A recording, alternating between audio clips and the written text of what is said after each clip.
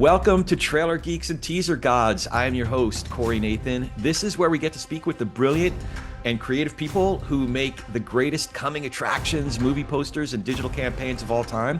This program is brought to you by the Golden Trailer Awards and by Mesa Wealth Management, our newest title sponsor. And today, I am so pleased to be joined by, so I should have checked. I want to make sure that I say your name right.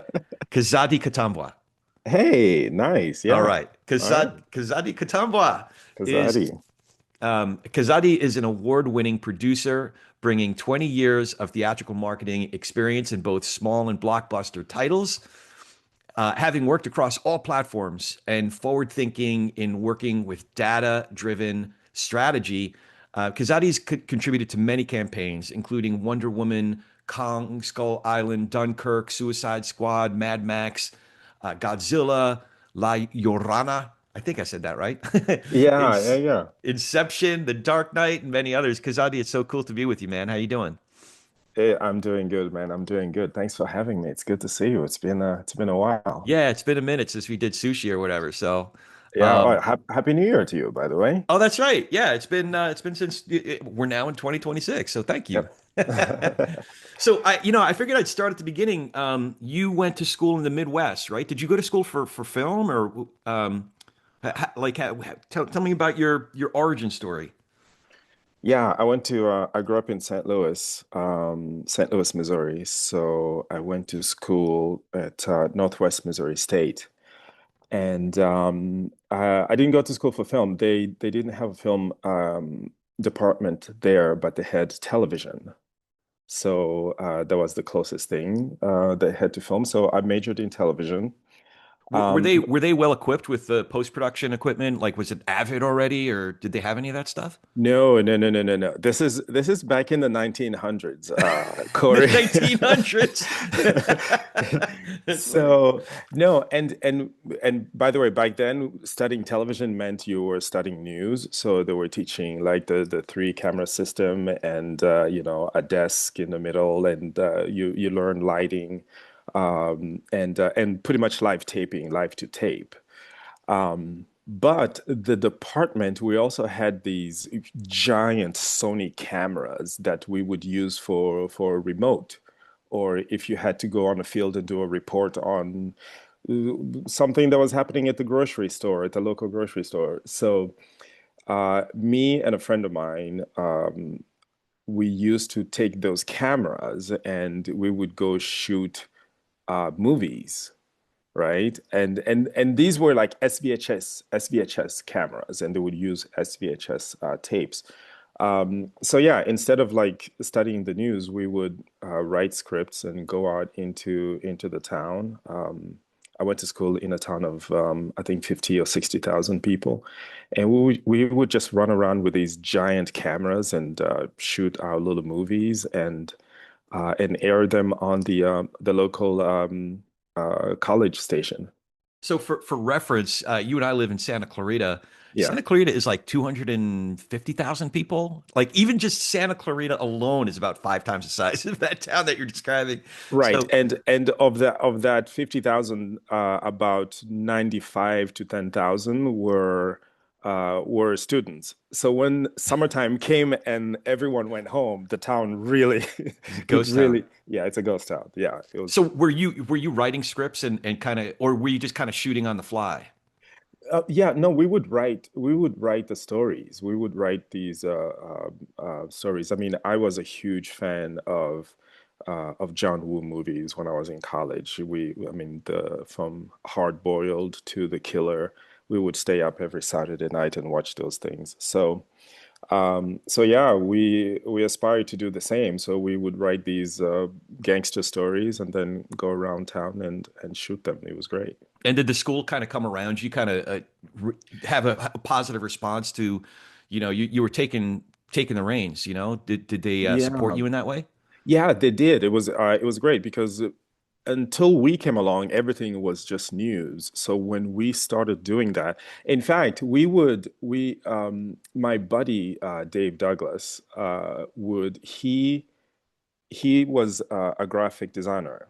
So we would come up with poster ideas and we would put posters all over campus, and then announce a premiere. So we would have like a premiere of our movie in the school, the college theater, or the cafeteria. So we would put up these posters, and people would come and would show our movies. That's pretty cool. And so what happened was that the department came up with another show that would air after the news. So it was just a series of short movies that students would make. So everyone pretty much started doing them after that.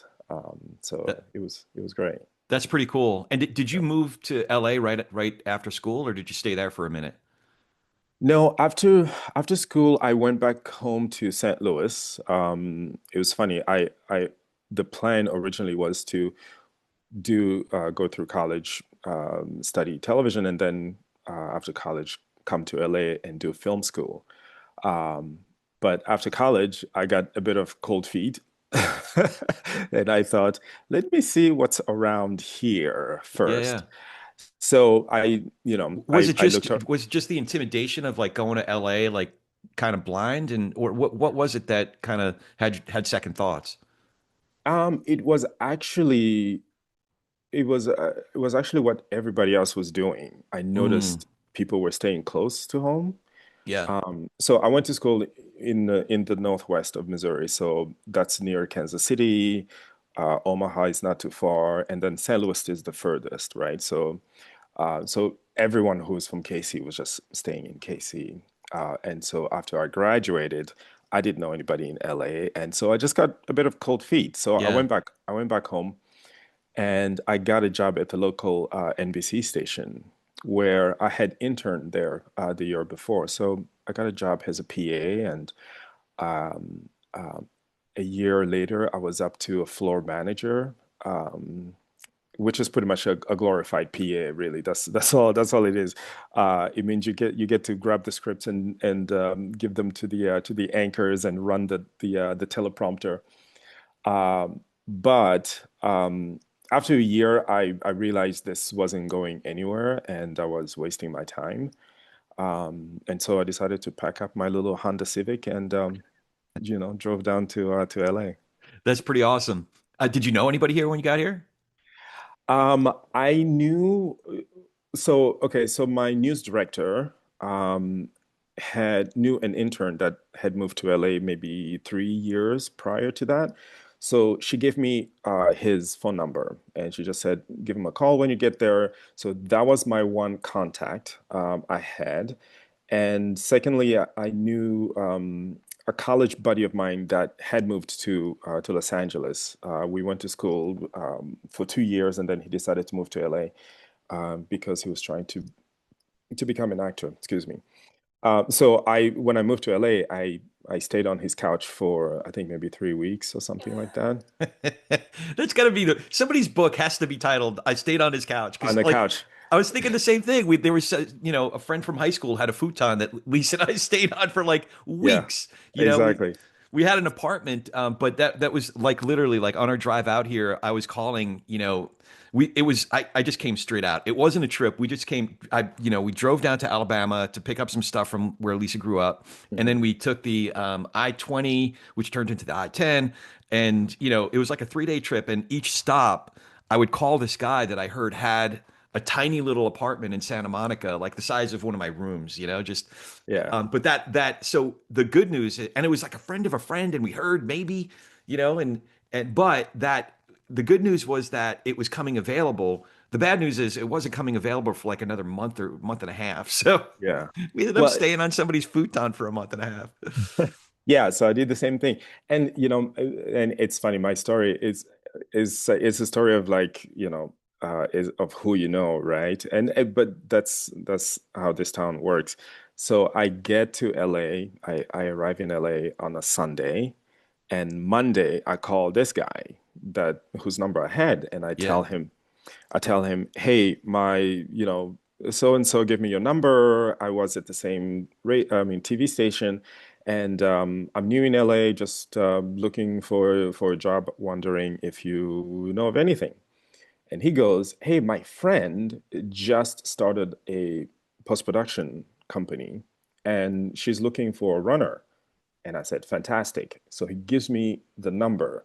I call the number and an interview on Tuesday. I go there on Tuesday and it's at Wiser Post Oh, okay. on Sunset. So I meet with Jean Weisar Right, right, right. and pretty much it was like 15, 20 minutes. I get a job as a runner. And she had just started the company. So I'm like employee number one, two, three, four. So I'm like employee number five. Oh, wow. So yeah, that Tuesday I have a job and she's like, you have to get a Thomas guide and you're going to be driving all over town. So I hated the Thomas Guide. I was a AAA Maps guy. I needed the big picture. I couldn't do the one page at a time thing. I learned how to use the Thomas guide pretty fast. So So did you want to go into post production, or was that just a job that opened up and you kind of landed there? no, my college advisor had told me when you graduate, first thing that comes, take it. Yeah. So no, at the time I wanted to go into production, Yeah. like everyone else, and this was just the first thing that came up, so I took it to at least be able to have some money in my pocket. But no, I had no idea about post-production, at least not marketing anyway. Yeah. So yeah, this was just the first thing that came up, and I took it. So was Weiser working for Intralink? Like were they doing work together? No, Weisar was she had been working at I think she worked for Pack Title at the time, and then so she decided to just do her own thing. Yeah. So she set up in the Hollywood Athletic Club. Oh, right, right, right. That's Yeah. where at that time wasn't David still there? Schneiderman and Kevin Yes, Silverstone still there? that's how I got to know Schneiderman and Kevin. Yeah, yeah, yeah. Yeah. But So that they came later. So you hooked up with those guys a little bit later. Yeah, I hooked up with them later, but the way that I got to know them is so I'm a runner and I used to just, obviously run all over town and just picking up tapes, delivering one lights.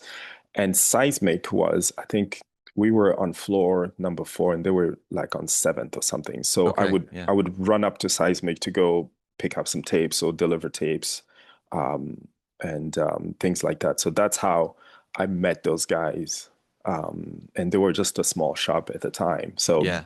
that was my introduction to them. That might have even been pre-Aaron. I forget how long Aaron Wyatt has been there, but yeah, they were a scrappy little crew back then. Yeah. They're still a scrappy crew. I have a lot of respect for those guys. So how did you end up at Intralink? So after about I think I spent 8 months at Wiser Post, and and I was just craving creativity to be creative because Wiser is a finishing shop, and running to the ant farms and the CBOs and picking up all these tapes. I thought I want to be the guy who's doing those trailers, Yeah. right? Yeah. Because all I was doing is like taking part in the finishing part. So I wanted to be part of the creative, um, and but did not know how to do it. But one day I came into work, walking into the elevator, and Kevin gets in the elevator, and we're having a conversation. And he says, so he asks me what I want to do, and I say, oh, I want to be creative. I think I want to go into production, but I'm not sure. I'm kind of having second thoughts. I don't know what I want to do. And so he said, you should consider being an editor for trailers and edit trailers. Um, and my idea of an editor, I thought you would be sitting in a dark room by yourself and people yelling at you, telling you that whatever you did isn't good enough. I had this doom and gloom picture of what an editor's life was. So I said, I don't know. I don't know if that's what I want to do. And as we're having this conversation, the elevator gets up to my floor, doors open, and I step outside, and he goes, You know, you should really think about it because some of the top editors in the business make about 150 grand, and as he says this, the doors close. That's and awesome.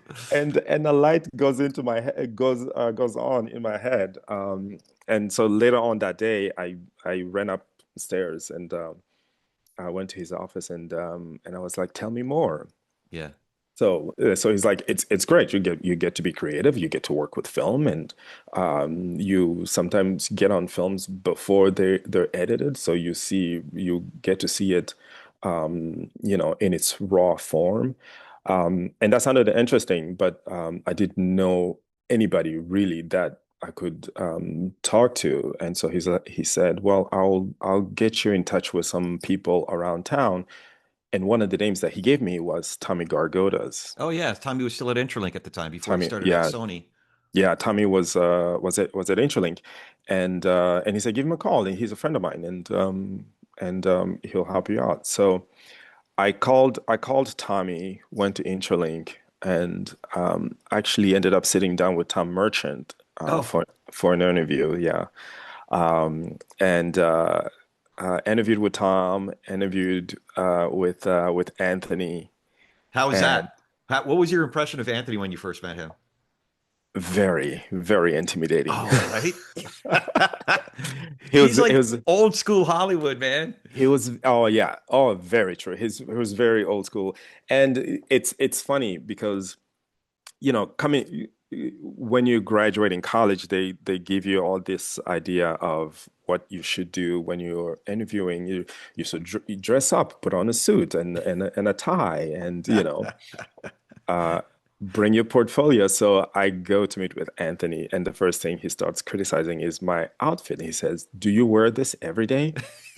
And I say, "No." And he goes, "Well, then why did you wear it? Why did you put on a suit?" And I'm like, "What is going on right now?" So, uh, yeah, it was great. Anthony is a unique and interesting But person. what wasn't Stern wearing suits at that time? He was dressing up like he was dressing, sports jackets and he was Yeah, dressing pretty fancy at that time, wasn't he? yeah, but Stern was like the VP or Like the exec or whatever. Yeah. co-president. Yeah, so he could wear suits fine, but he was just wondering why this little guy who wants to be an assistant is wearing a suit. So It's funny. The only other person I heard about wearing a suit to his first interview was Seth Altoff, one of the founders of Bond, uh-huh. because he started out like fresh out of. He went to the Ohio State, so another Midwesterner, Yeah. comes out and he interviews of all people. He interviews with Damon Wolf, who on his first interview,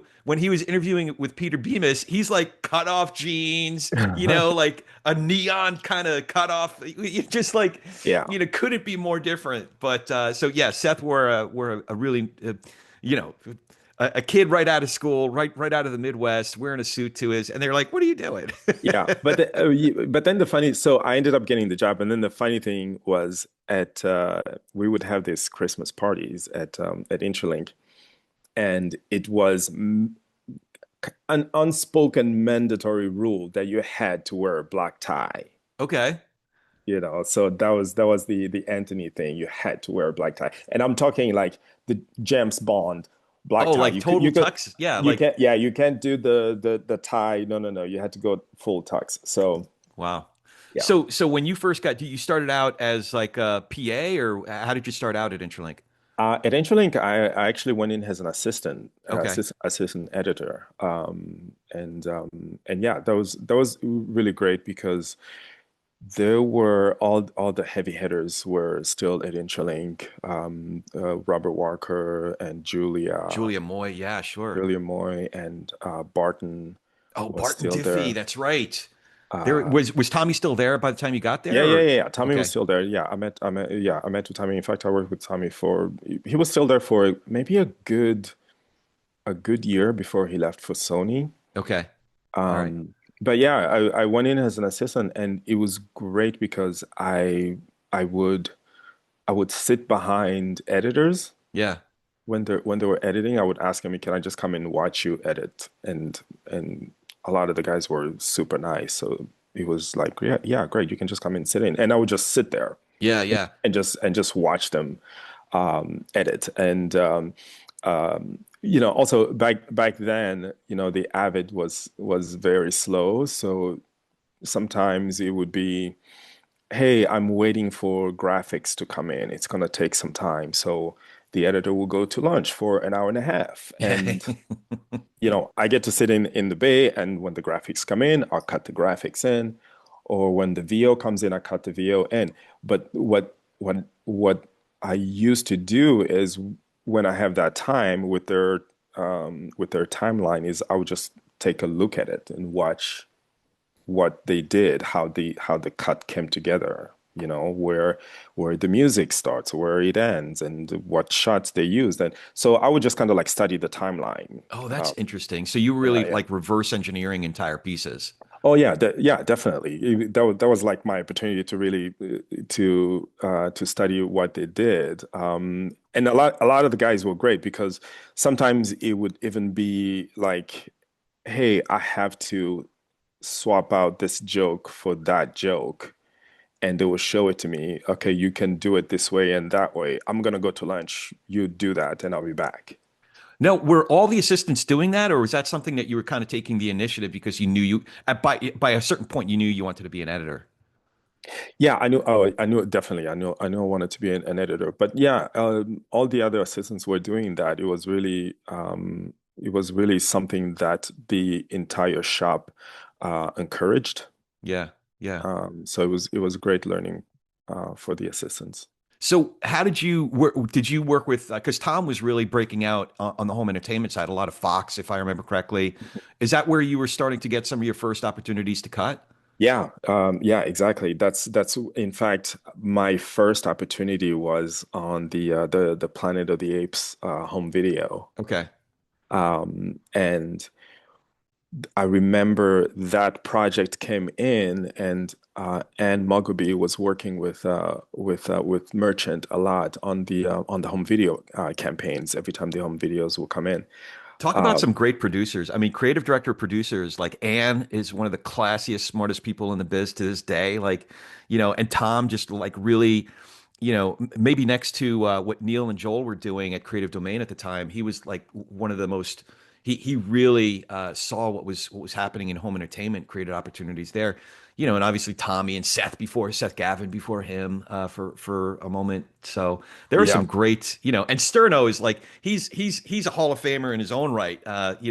So you were around some really great people. it was really great. And when that project came in, I just stayed up late one night and cut a couple of TV spots, and I showed them to Anne the next morning.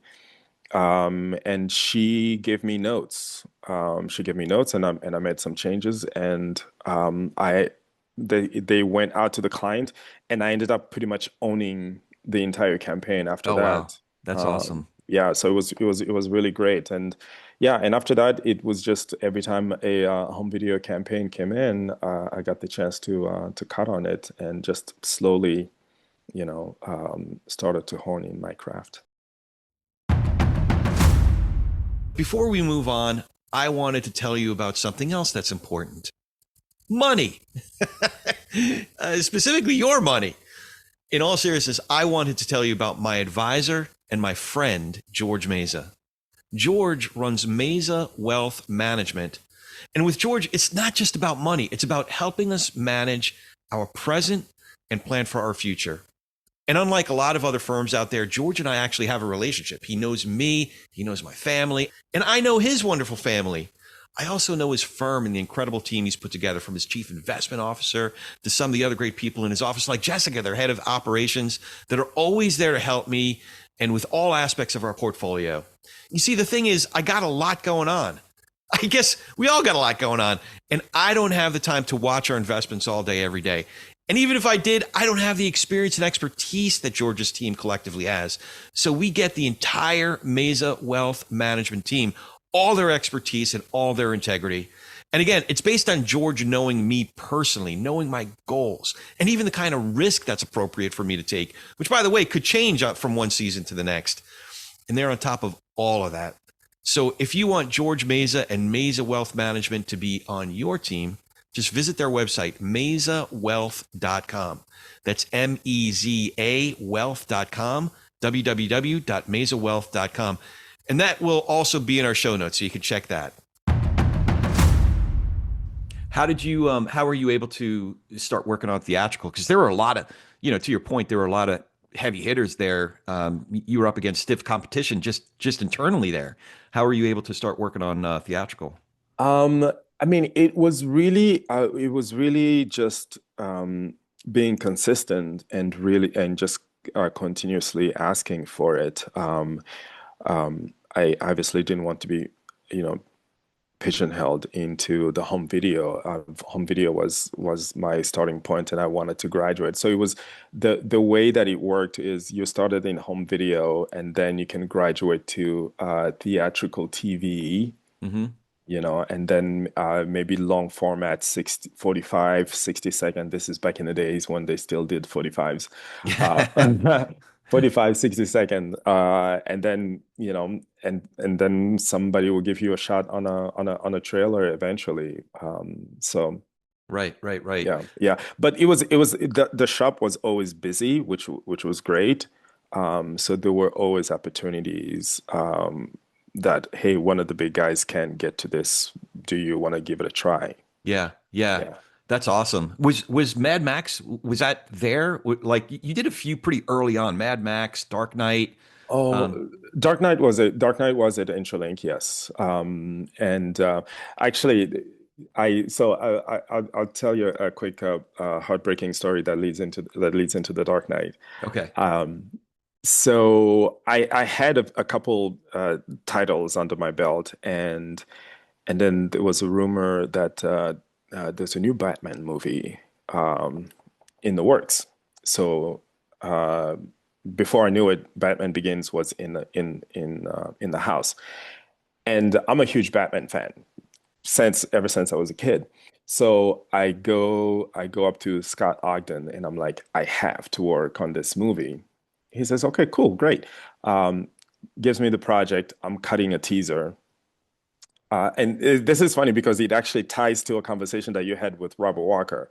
Okay. So I I I cut on this teaser version after version, and everything's going great. Send it over to the studio. Everybody loves it. The teaser locks. We go to a mix, finish the picture. Everything is good, right? And they say we just need the studio and the filmmakers to come and approve the mix. I'm like, fantastic. I'd love to get a copy of it. So by the time I leave SSI and get back to Intralink, the teaser's dead. Oh man. All right. What happened? Wait. It's well, I did not get the full story, but half of it is that I believe the filmmakers were not aware of the they weren't aware of the concept of the teaser. I think they hadn't seen it until they presented them a finished cut. So it was not something that they wanted to go with. Mm, And also, this is at a time where uh, filmmakers were not really involved in the marketing. yeah. So um, I was curious about that actually, in particular with Nolan, because you've worked on several Christopher Nolan films. yeah, yeah. Oh, but he is very much involved in marketing, which is great because he is. Funny enough, he's. I sometimes think he's. I mean, he's a great filmmaker. I can't say that he's more of a marketer than a filmmaker, but he's he really has his hands in marketing and understands it and has very cool, unique ideas. Yeah. So he knows exactly what he wants in marketing. Since we're talking about, I want to dig into some of the pieces now. There's a more in your career, obviously that I'm going to talk about, but Yeah, so Dark Knight, that was the second in the trilogy. that was the second. Yeah, yeah, yeah. Yeah. So what caught my attention was um, you leaned into the performances.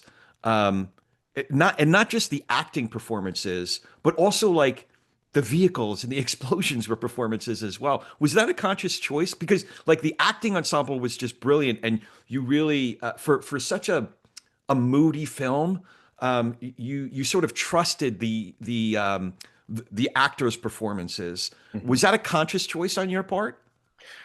You know, the Dark Knight was quite an amazing experience. I so we worked with dailies on that movie, Okay. and every time I was cutting, right, I would have to, if I'm looking for a specific shot, oh, I need a shot from this scene. I'll go to dailies and try and find the shot that I'm looking for or the piece of dialogue that I'm looking for. And it never failed. Every time I would just it would take me 20 minutes, half an hour, because I would get lost in the dailies. I would just start watching the dailies, Wow. right? And the because the performances were just so good, and it was amazing just seeing the dailies and how these guys were performing in front of camera.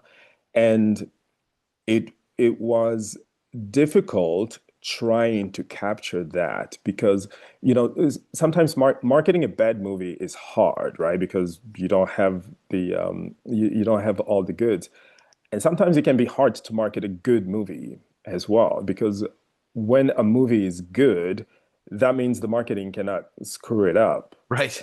So if a movie is great um, in 2 hours, and then you got to really make it look just as good in 2 minutes. So yeah, I wanted to make sure that that performance and that those feelings of amazement that I was feeling watching the dailies came through um, in the um, in the trailer as well. So yeah, that was definitely a conscious decision. I was curious about the so those movies were groundbreaking in so many different ways. Like it's not that we hadn't seen superhero movies. We Mhm. had been watching superhero movies for decades at that point, but that there was something different. Obviously Batman Begins, Dark Knight, especially because Yeah, the performance of the Joker, Heath Ledger's performance, yeah, yeah. were you aware of how significant of a change? Like there was something different about that. Were you aware of those stakes? Oh yeah, everybody was aware of it Hmm. before the movie came out. Everybody was aware of it. That I think um, what people used to say was that this is the Godfather of superhero movies. That makes And sense. I hadn't heard yeah, that, but that makes a ton of sense. Yeah. yeah, and for me specifically, I the feeling that I had when I actually ended up seeing the full feature when we went to screen on the lot, it was the same feeling that I got when I saw The Matrix for the first time. I remember when I saw The Matrix, the feeling was that, wow, action movies can actually be smart, Hmm. right? They can actually be engaging. Yeah.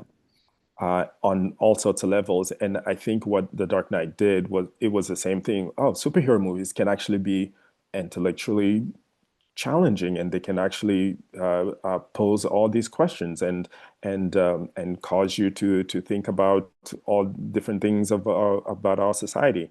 So we knew that it was definitely going to be a changing point in the in filmmaking. So it was really great to be a part of that. Since you bring it up, there's another movie much later, or no, excuse me, a campaign much later on, um, The Power. So, like, talk about. I, I haven't watched that show, Mhm. but just watching your work on that.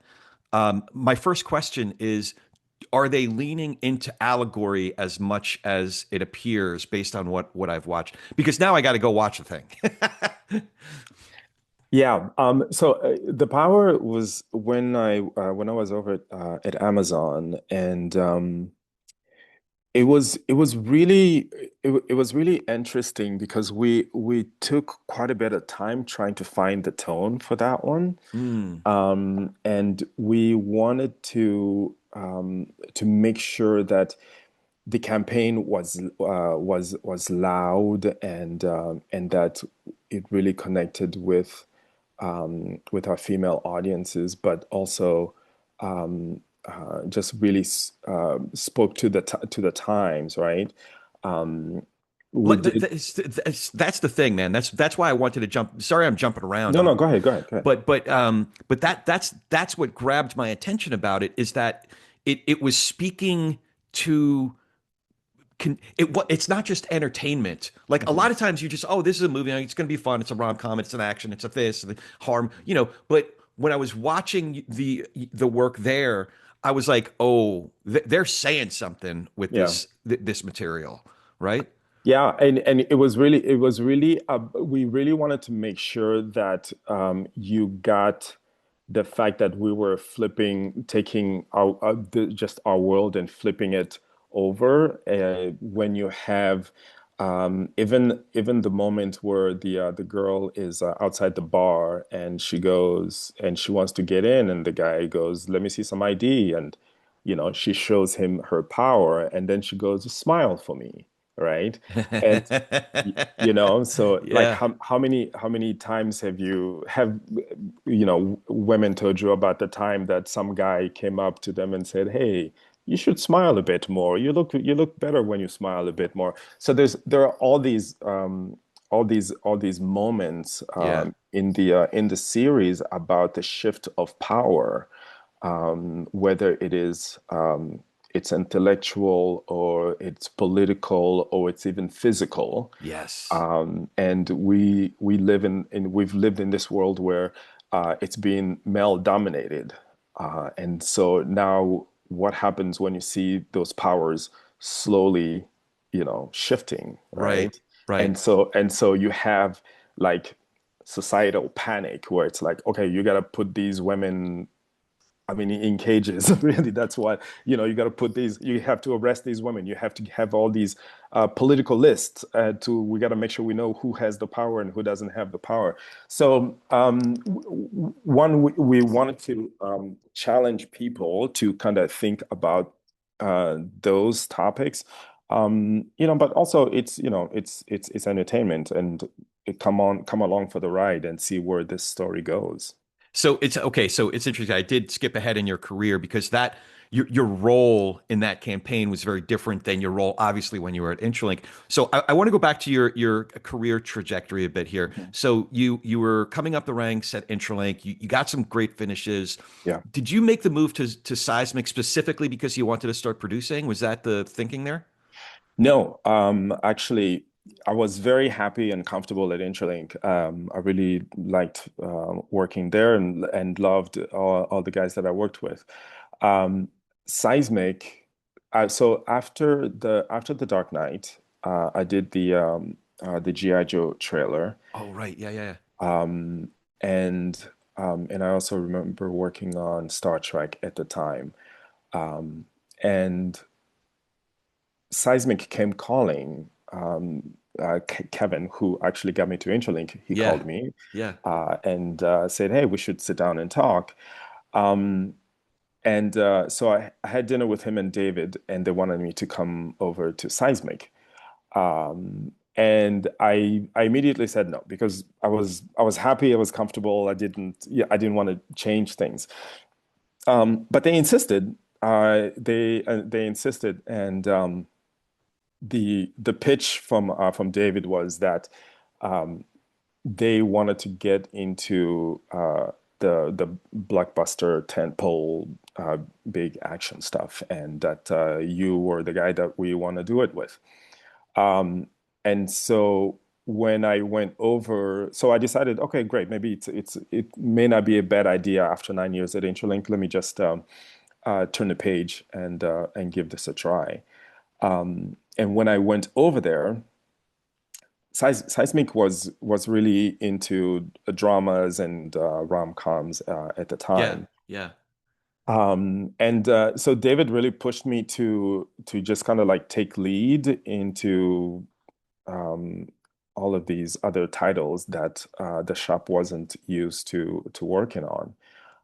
So it was really a situation where he just kind of like threw me in the deep end and say, "Hey, swim." How hard was it to have conversations with creative execs that you were familiar with? Because you spend all that time on Fiverr, you start to become friends with people on the other side, Right. at the studio. How hard was it to make the case to some of the folks that you started gaining credibility with while at your time in Intralink and say, no, I'm at Seismic now, and believe it or not, they can, we have the talent. I'm here, and there's all these other talented people. We can do these types of films outside of their, like you said, the rom-com that they were known for. Yeah. It was very hard. It was hard because this is the town of perception. And if you are a rom-com shop, you are a rom-com shop. Yeah. And I mean, I was lucky that I worked with Massey on Inception, and I work with Eric Connor, who was at Intralink also, but Oh, that's right. Yeah, but he he went he to he went to Paramount. he Yeah. went to Paramount, and I did GI Joe with him. Um, so it definitely took some time because even after working with Massey at Intralink, you make phone calls. He's thinking, "Hey, I'll let you know when I have a rom-com to Right, to right. send over there." It definitely took some time, but David was very patient and supportive, and he believed. He's like, "It will come, it will come." And eventually, after just like banging on the door repeatedly, Massey decided to send over Clash of the Titans, um, Oh, right. a TV campaign. And at the time at Seismic, it was just me and Adam Mays who could work on those titles because the majority of the shop pretty much came up on either comedies or romantic comedies or the drama titles that Seismic was doing. A great work, but it was just like a lot of the editors' talent had been siloed in those genre. So just between me and Adam, we would be competing against the trailer parks of the world, and we just killed it on the TV campaign for that movie, and then from there on, the doors kind of opened. Like Inception came through, and Dark Knight Rises came through, and Jack Reacher came through, and Green Lantern came through. So it was really great, but it got hard because we couldn't compete with all the other big shops, and that's when we went for Chris Daniel, Oh, who that's was right. Because Chris was still at Ignition at that point. yeah, he was still at Ignition, but he was looking for a change. Yeah. And so yeah, when he and I met, we it was like we clicked instantly, and yeah, so we became like the Three Musketeers, and So so were you and Mays still cutting? yeah, I mean, we had to wear multiple hats. Yeah. So I would be cutting, I would cut and produce myself. And if I needed a second look, I would bring him in to take a look. So he would come in and produce me, or I would go in and produce him. So it was just kind of like we had to do that. And Adam is very good at comedy and horror, so he would get some comedy or horror titles from Fox, and I would just go in and produce him, and produce Chris, and so we just kind of played those roles for each other to just kind of bounce ideas off of one another. So it was great collaboration. Trailer Geeks and Teaser Gods is brought to you by the Golden Trailer Awards. For folks who are just starting to get plugged in, the GTAs is an unconventional ceremony that honors excellence in feature film trailers, teasers, and movie marketing. Or as some folks like to think of it, it's the award ceremony for the short attention span. We all just celebrated the 25th Golden Trailer Awards. So would that be the Silver Golden Trailer Awards? Either way, it was a terrific show. Monica and Evie do such a wonderful job putting it together. Tons of fun, so much awesome work across the board. And mostly, it was just great to be together as a community. So keep an eye out for a number of exciting developments over the next year. Just make sure to stay plugged in at goldentrailer.com for a ton of exciting developments. That's goldentrailer.com. So Jack Reacher was one of the ones I wanted to ask you about. Was Tom Cruise really hands-on with that movie? Tom Cruise was a little above my pay grade. I, So I forget. Was that my a Paramount or was that was was that that was through? yeah, that one was that was a So that was a Paramount. counter movie, right? That was a Counter movie. So Counter was the only person that I dealt with, and I'm sure Tom Cruise was hands-on with from the studio side, but when he came to us, yeah, we just dealt with Eric. So okay, so you've worked at this point. You're working with Eric. It Mhm. must just be a really you must have a great rapport with somebody like that because Eric came up as a design, motion graphic. Actually, maybe he started even in print before motion graphics. I forget, Yeah, yeah, but he motion did. graphics, editorial, creative Mhm. director. So like he knows your language. That must have been a really great working relationship. Yeah, it was great because so he and I worked on Dark Knight. He was creative director on the Dark Knight when I was at Intralink. And so yeah, so we had developed a shorthand, and we spoke the same language. So when he went to Paramount and I was at Seismic, it was pretty much the same relationship. Hmm. We continued. So I understood what he needed, what he was asking for. So it was really great. It was really great working with him on that. Another one that you just mentioned, Inception. What one of the things I was curious about, you mentioned in some ways working on a really good movie can be Mhm. harder because maybe the stakes are greater. You can only screw it up, right? Right. But one of the things I was curious about in the TVs in particular is that how do you distill such a high concept quality movie down to 30 seconds? It man, it's you the whole time you're just thinking, don't screw it up, don't screw it up. Um, I mean, the problems that we had on Inception were actually good problems. The problems were, oh, I don't know which one of these, 30 amazing shots I should use, um, so many times you go through a feature and you find two shots and you go, okay, these two shots are the only amazing shots that I can go out on. These are going to be my ending shots because they're big and they're amazing.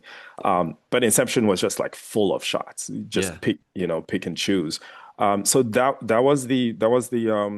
you know, that was the dilemma with that movie. It's like all the dialogues that you could have wanted were there.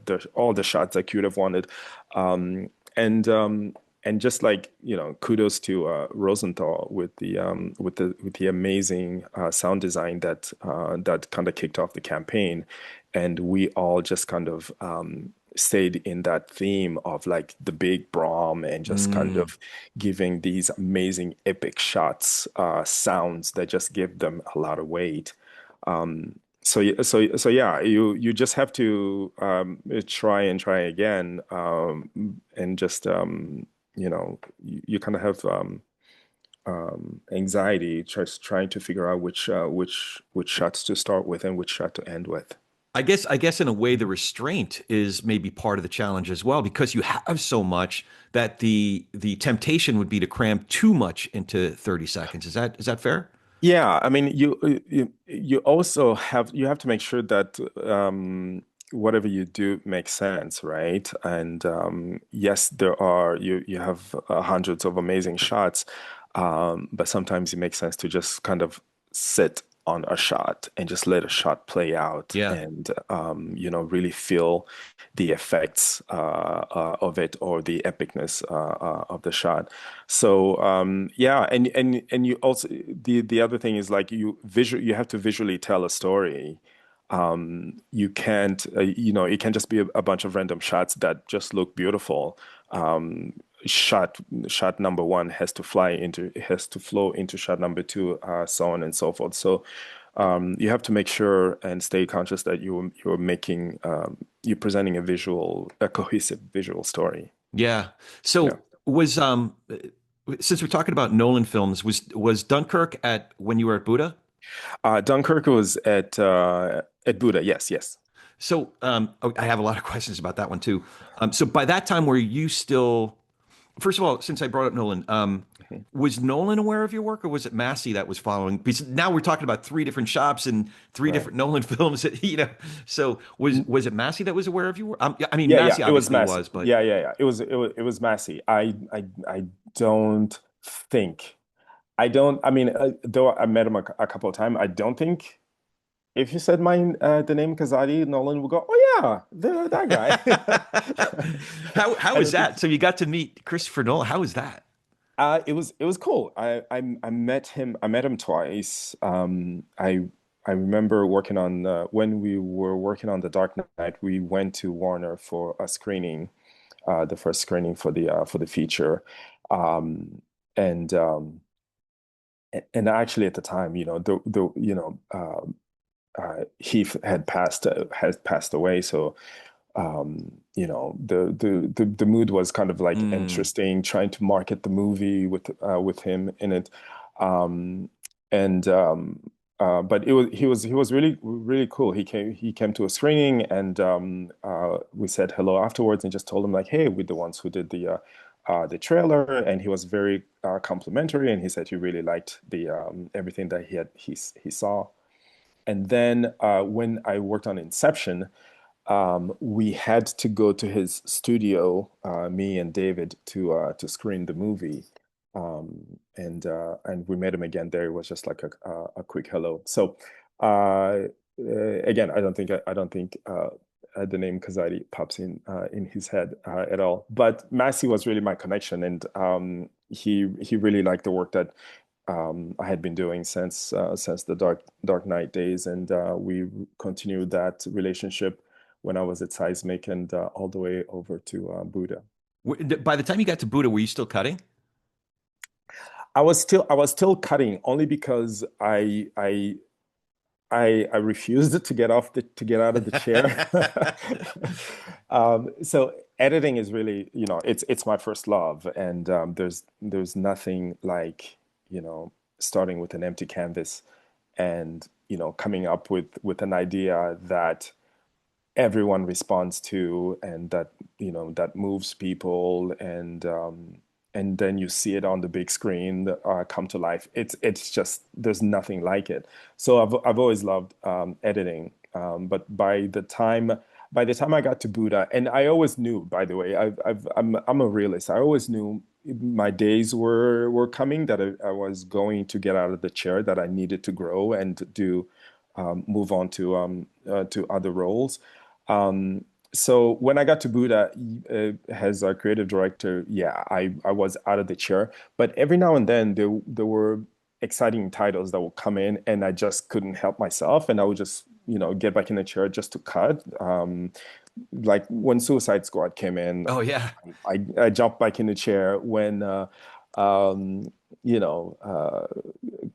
Kong came in. Just different titles. When different titles that excited me, I would get back in the chair to just kind of, satisfy that itch. But yeah, it was John Long was always like, you need to be out of the chair and out of the room. He couldn't even convince his partner to get out of the chair. I, Dan was still cutting on stuff. yeah, yeah, exactly. So So a couple of the things that you worked on there. I mean, Dunkirk I mentioned, but like, so was the heartbeat? Was that something that you got from initial direction, or was that something you came up with? How did that come about? yeah, no, that was the initial direction from Chris. He really wanted to. Here the thing with Chris Nolan, and anybody who's worked on his title will say this. He's very aware of like the marketing landscape, and he's always looking for something different. Oh, that was Um, different. That was yeah, different. But it was different for different reasons. Sorry to cut you right. off, but like the heartbeat is one thing which I want you to continue to tease out for me. But Mhm. the other thing was how spare it was. How again, Yeah, like restraint, it right. really stands out, especially in the other trailers that it was playing among at that Well, time. that's because loud is not always the best Mm. thing. I think sometimes marketing. would just go for the loudness, just loud and in your face. Um, but sometimes quiet is just as loud and just as effective, Yeah. if if that makes sense. So you want to be able to you want to be confident in the work, in the sound, in the shots Yeah.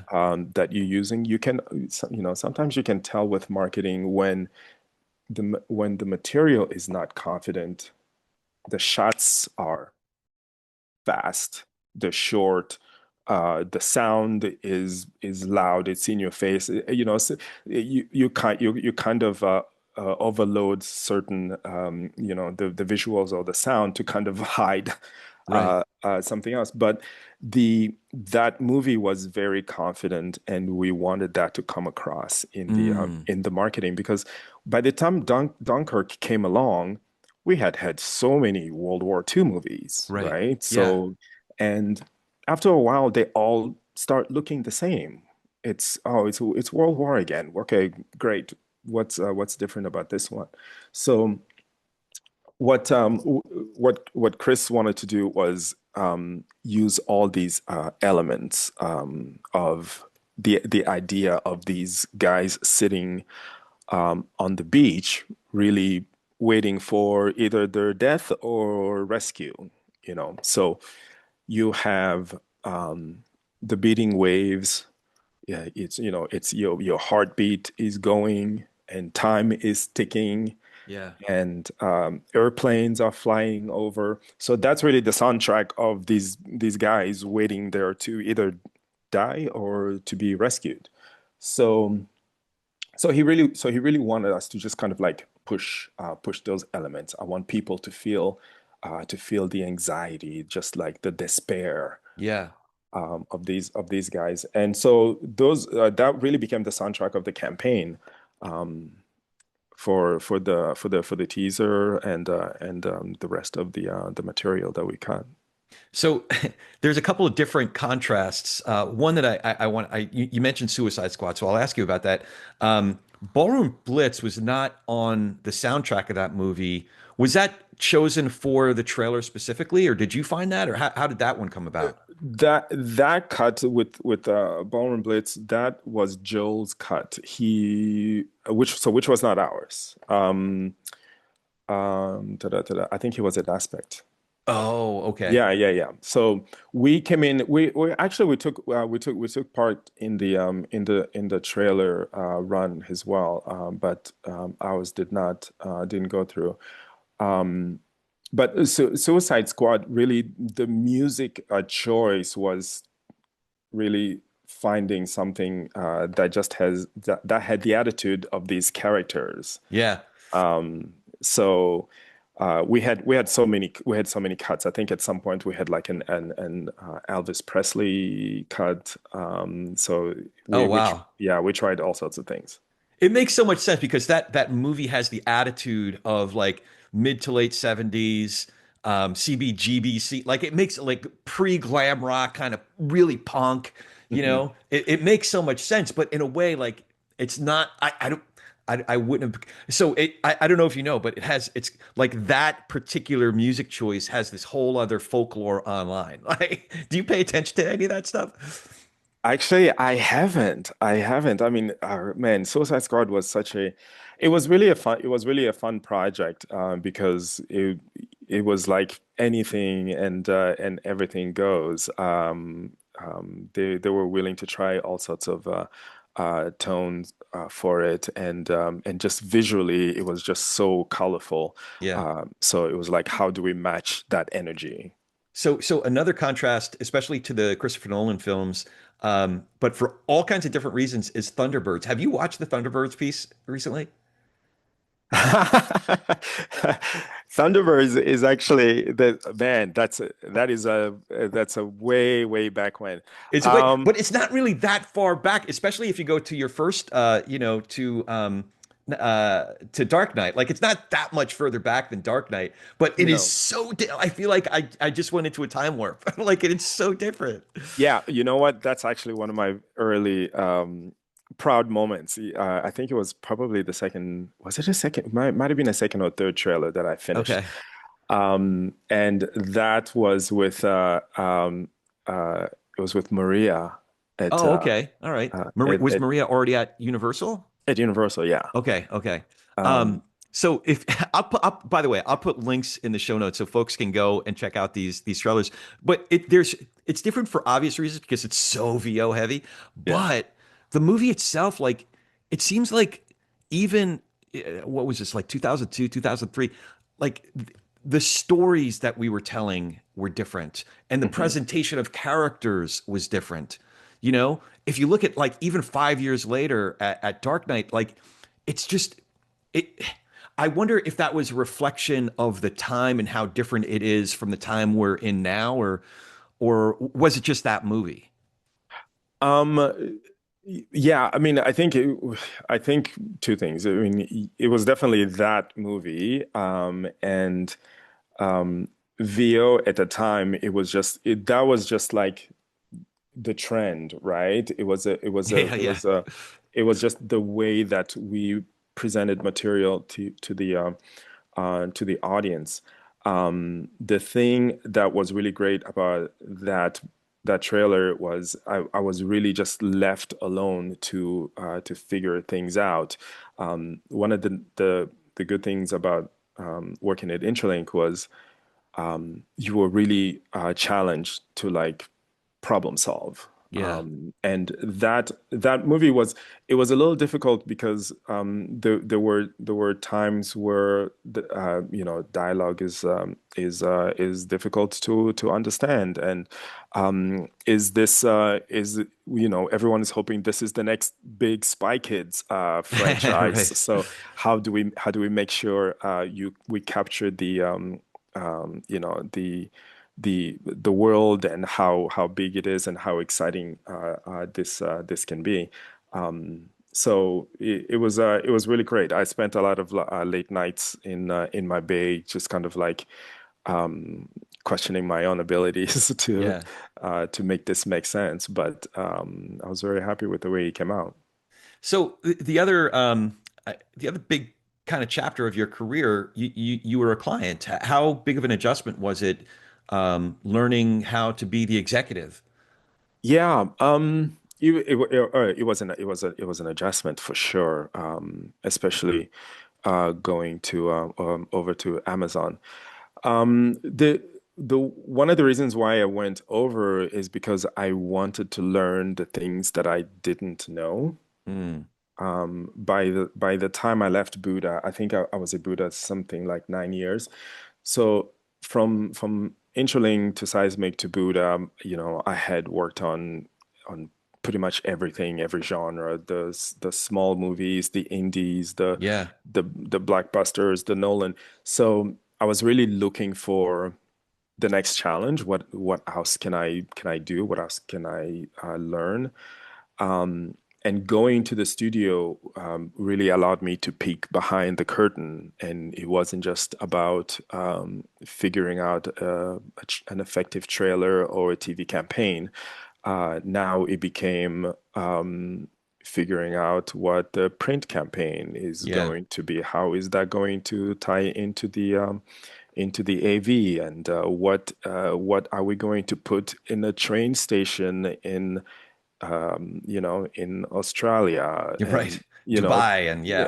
exactly things like that. So you really get a full picture of the entire campaign from day one and up until release. So that was really great, and it was good to walk into a room and not not know what's going on or not under and be learning day after day. So it was great to actually learn because I felt like I had done quite a bit, and it was great to learn new things. Yeah, yeah, and also you were working on series, so as opposed to getting 2 or 3 hours worth of Oh yeah. material, you were getting dozens of hours of material. How different is that? Oh, it was it was just the time consuming. I mean, trust me, I really missed working on movies.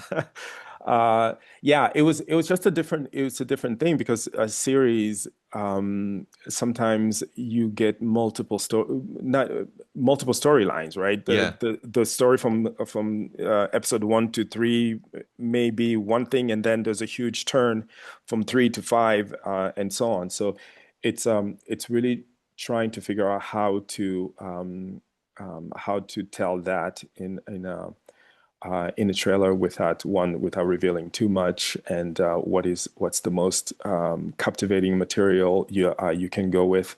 And sometimes when a series doesn't really get going until like episode 4 or 5, there are all those challenges you have to deal with. But Yeah. but it's great to have more material to work with. So it definitely took some adjustment. And then what Undone, was that the first time you had worked on animation? Um, yes. It's the first time I worked on animation. I mean, we with the exception of like like a Spy Kids movie, something Yeah, like that, yeah. which is heavy Like CG. CG, yeah. Yeah, yeah. So that was the first time working on animation, and and it's really interesting because animation is continuously changing. So you always had to pivot. So many times. You will get a sequence that's working that goes into a cut, and then that sequence completely changes. It's when you're talking about live action. I mean, sure there are reshoots, but with animation, a scene that was taking place at a town square suddenly is taking place in a kitchen, right? And Yeah. you're like, okay, this changes everything. So it definitely took some learning working on animation, Yeah. but yeah, but really loved it. And then a recent one that was really fun was the Wrecking Crew. Um, we belong. Now that's not intuitive based on, all the action of that movie, but it works so beautifully. How do you go about working that like into and around the people? Like, how do you go about working that in? So I mean that was really it really references the relationship of the two brothers, Yeah, right? we belong together. Yeah, Yeah. yeah, who can't stand each other, but they're stuck together and they have to figure this thing out. So it's an action comedy. So you have to have the action, but it's great that the lyrics kind of suggest like either they're family and they're stuck together and there's all sorts of chaos happening. So yeah, That's great. That yeah, was a yeah, great piece. it's a fun Um, piece. Well, I could talk about a ton of other work, but I do want to ask you some big picture questions. Okay. Obviously the whole industry's been through a lot. COVID and strikes and fires, and we're kind of waiting for the zombie apocalypse now. Right. How have you gotten through it? Like, what are do you have certain practices to keep you sane, or are you insane, or like how have you gotten through it? Um, Man, that's a good question. Wow. I think I mean, for me, it's just been keeping a positive outlook. Hmm. It's not every storm lasts forever. Eventually it's going to pass, and I'm really hoping that it passes, sooner than later. Yeah, it was really heartbreaking last year when we got into 2025 and everyone is excited for the new year, and then here comes the The fires. fires. Yeah, yeah, Um, so I feel like the last 6 years have just been one thing after another, and I think this industry, marketing industry specifically, which is very important to the entire ecosystem of filmmaking, is really in need of some help, and we need it to survive, and we need it to thrive. Yeah, I'm just hoping for the storm to pass, and yeah. we can definitely use some sunshine. Absolutely. And you have such an interesting, informed perspective because you came up as a hands-on editor, a producer, creative director, creative executive. What do you think, how how have campaigns evolved over the years? And what does an effective campaign look like now, as opposed to, the heavy VO that you were doing, on that, You know, like how's it every evolved? everything is cyclical. So maybe the VOs are gonna come back Bring in. it back in a world. Um, I mean, it's been interesting watching just like the evolution of marketing and how it's presented to the audience. I mean, I remember back in the days of Intralink, we used to be able to literally like crop out characters out of one scene and paste them into a different scene. At the time, it was the flashiest, the better, Yeah, yeah. right? And then we went through a choral music phase, Right. you That's right. know. And then, I love the era of sound design when the Doug Brandts of the world and the Bill Neals just really challenged us to kind of think differently and just brought different and new sounds into the game. I think of like um, the Texas Chainsaw and the earlier Transformers cuts, and even going over to comedy, how the Hangover just kind of changed how you presented comedy to audiences. Um, I think there's definitely we've been kind of like chasing the habits of the audience. It used to be everything in theaters, and now we're chasing them on their phones, and now really the effective campaign is just like, hey, can we get people to talk about it on Twitter? Can we get a bunch of likes on TikTok? Whatever the future is, wherever it is going, I think we'll definitely figure out a way to find and connect Yeah. with those eyeballs.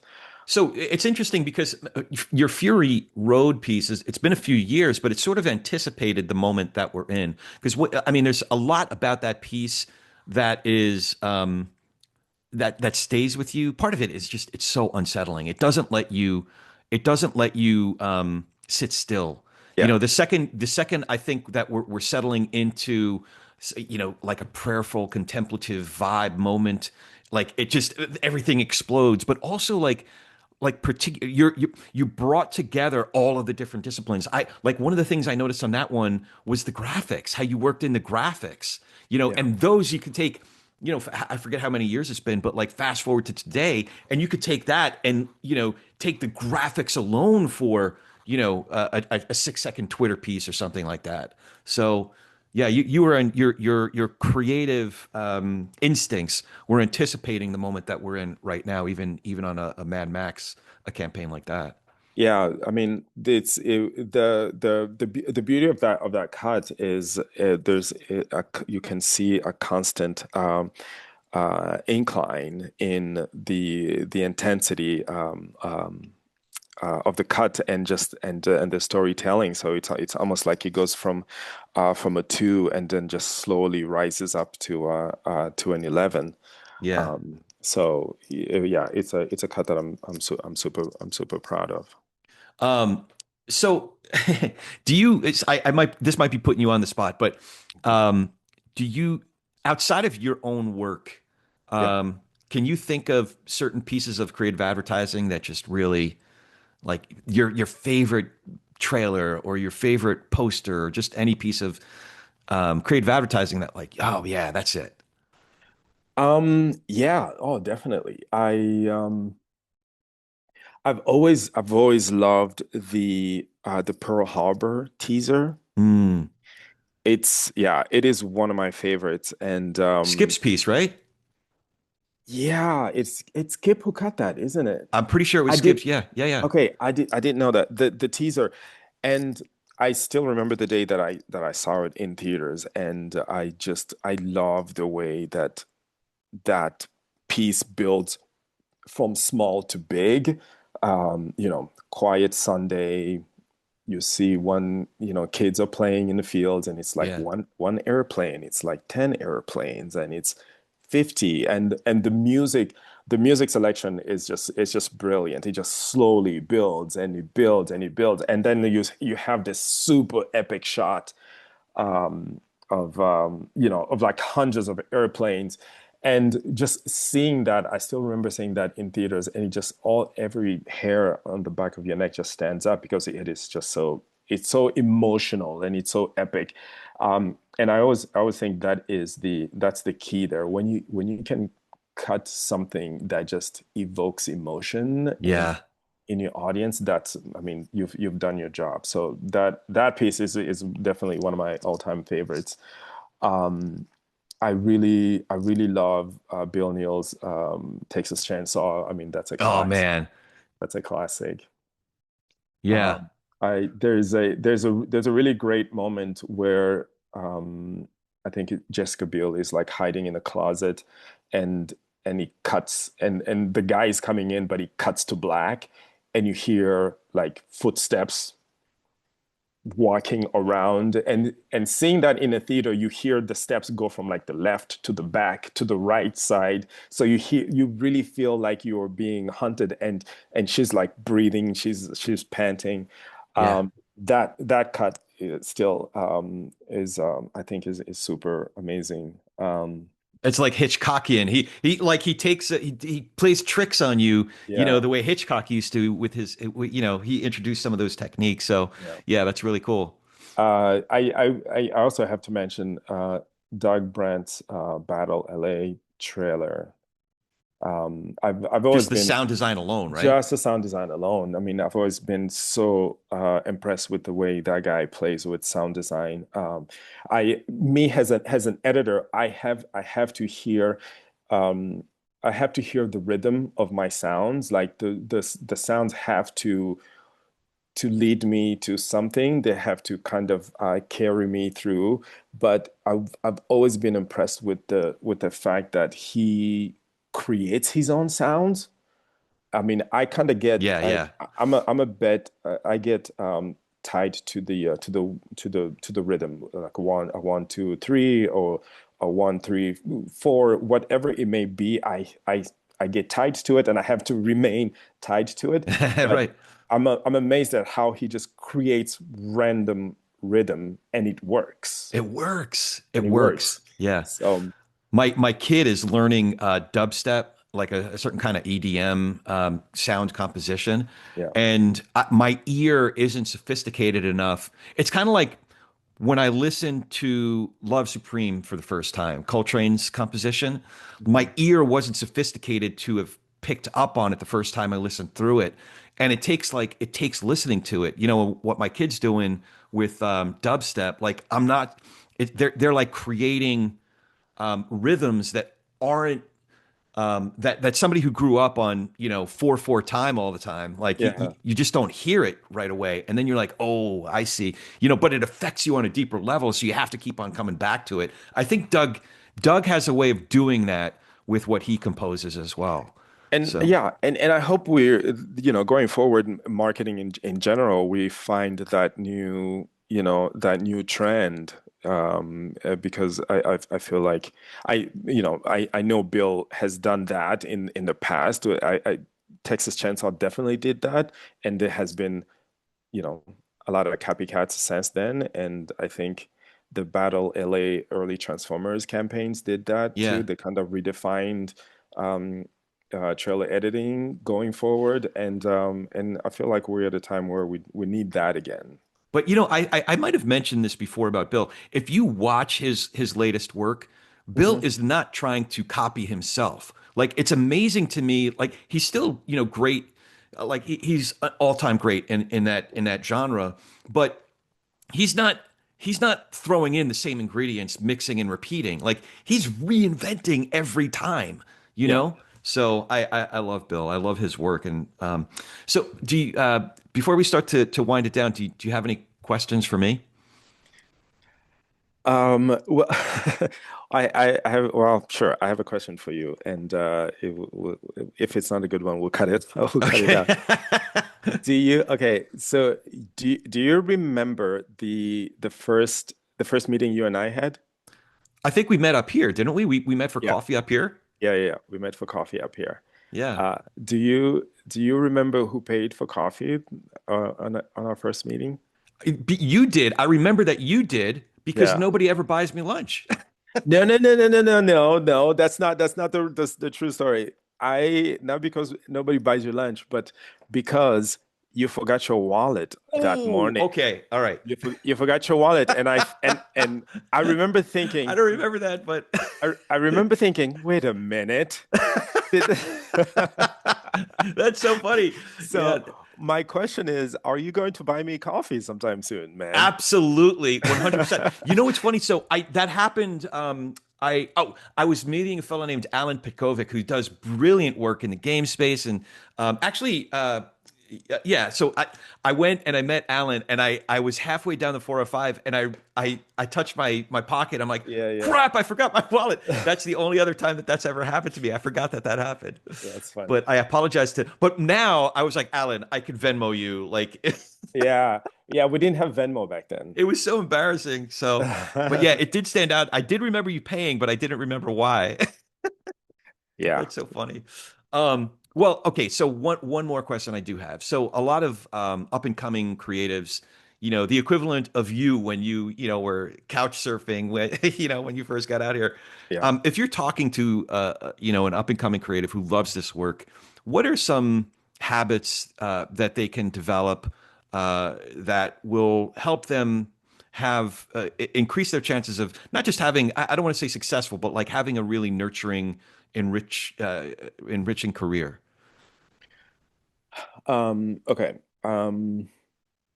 The first thing that I would say, which I think is very important, and that's really what's worked for me, is um, make relationships, uh, nurture them, and maintain them. Um, I so like I told you, I went from the reason why I ended up at Wiser is because of my news director who referred me to his intern. And I went from Wiser to Intralink because of Kevin, who connected me with Tommy. From Intralink back to Seismic because of Kevin, whom I stayed in touch with, right?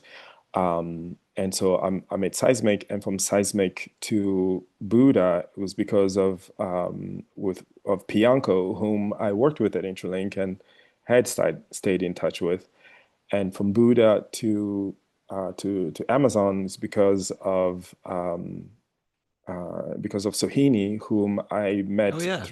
through Chris, who I worked with at Seismic.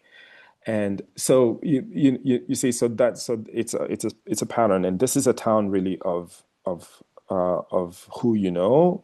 Um, so it's important to be social.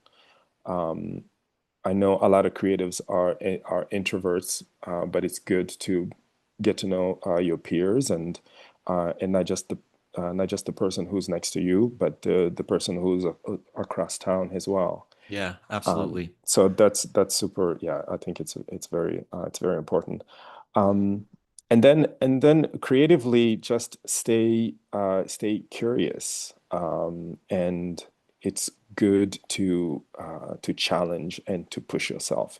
Um, the guys that I mentioned, the Bill Neals and the Doug Brents of the world, are known for coming up with original stuff and pushing the envelope, and trying what no one else is trying. So creatively, we can't get comfortable in what we are doing. You mentioned the Wrecking Crew, cutting a comedy with counter music that counters the theme of the movie is good and fun today, but come next year, maybe we try something different. So you just have to continuously challenge yourself creatively, and sure, we can do a a power down when we're doing a stop down, but can we do something completely different there? So you just have to, you have to push every single decision, your music decision, your shot decision, your copy run, your graphic looks. We have to continuously challenge ourselves, because the audience out there is getting oversaturated with material from not just marketing material, but the social medias and everything that's on social media, and video games and so forth. So we are really trying to make noise in a market that's super saturated with a bunch of noise. So how can you pop through and catch people's attention? So that begins with us just challenging ourselves and not continuing to do the norm. Yeah, that's good word. That's good wise advice. So I appreciate that, and appreciate you doing this, because it's real. I always love hanging out with you, especially when I remember to bring my wallet. This is great, man. Thank you so much for doing this. This was fantastic, man. Thanks for the time. It was really fun. You bet, you bet. And thank you all for listening. As always, please rate us, review us. I saw that we got a one-star review, and it was from somebody that's in the industry clearly, but doesn't like the work. I wasn't sure. So I need some 5-star reviews to drown that one-star review out, but that's okay. Nice. To each his own. We'll take the critique and try to get better every time. Anyway, rate us, review us, wherever you get your podcasts. It really does help us, so that others can learn about this work and learn about the wonderful folks that are in this industry. I am also easy to find. I'm on all the socials at Corey S. Nathan, at Corey, S as in Sam, Nathan. And check out our awesome sponsors too. We got the Golden Trailers are coming up in a couple months, and Mesa Wealth Management. We got their links in the show notes as well. Really grateful to all those folks for helping us keep the lights on. Thanks again for joining us. Now go do some inspired work.